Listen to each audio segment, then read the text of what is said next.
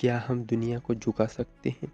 क्यों नहीं हम जीत सकते हैं? क्यों नहीं दुनिया हार सकती है? यहाँ बार-बार हम सोचते हैं। हमारा जीवन संघर्ष से भरा होता है। एक छोर पर हम खड़े होते हैं, दूसरे छोर पर पूरी दुनिया। हमेशा हम स्वयं को कमजोर महसूस करते हैं, लेकिन दुनिया की प्रवृत्ति अर्थात प्रकृति की प्रवृत्ति यहाँ है कि वहाँ हमारे सामने चुनौती उत्पन्न करेगी। दुनिया प्रकृति के समान है। तूफान आएगा, आंधी आएगी, लेकिन हमें डटकर मुकाबला करना है। हमारा लक्ष्य लगातार दौड़ना है, चाहे हम लक्ष्य को पूर्ण ना कर पाते हो। दर्द होगा, सह लो, लेकिन आंतरिक तौर पर हम जीत चुके होंगे।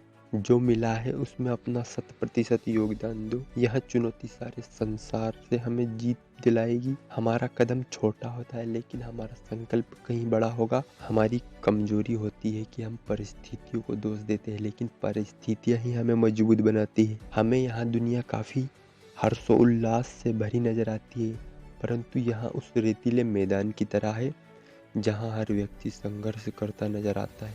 हमें उस पानी के स्रोत की आवश्यकता है जो रेगिस्तान को हरा भरा बना सकता है, लेकिन हम स्रोत को ढूंढने की बजाय उसकी कल्पना में खो जाते हैं। परिवर्तन जरूरी है। सवाल यहाँ उठता है कि कौन सा फैसला आपको कर्तव्य की ओर एकनिष्ठ कर सकता है। अगर हम स्वामी विवेकानंद जी के जीवन की दिशा को अगर समझे, तो उन्होंने यहाँ ध्यान नहीं दिया कि दुनिया किस दिशा की ओर बढ़ रही है। उन्होंने यहाँ ध्यान दिया कि हमें किस कर्तव्य की ओर अग्रसर होना है। उन्होंने यहाँ ध्यान दिया कि किस अनुशासन की ओर हमें चलना है, किस एकाग्रता की ओर हमें बढ़ना है, समस्याओं से अपने आप को किस प्रकार दूर रखना है। केवल पथ को अपने केंद्र में रखकर कर्तव्य को पूरा कर। लेकिन आज उनका ज्ञान दुनिया को ही ओतप्रोत कर रहा है, दुनिया को ही सीख दे रहा है। क्या हमें उस सीख की आवश्यकता है? क्या हमें उस सीख से सीखने की आवश्यकता है? जी हाँ, हमें कर्तव्य की ओर बढ़ने की आवश्यकता है। स्पष्ट संकेत है, लेकिन आज का युवा किस दिशा में बढ़ रहा है? हमें किस दिशा की ओर जाना है?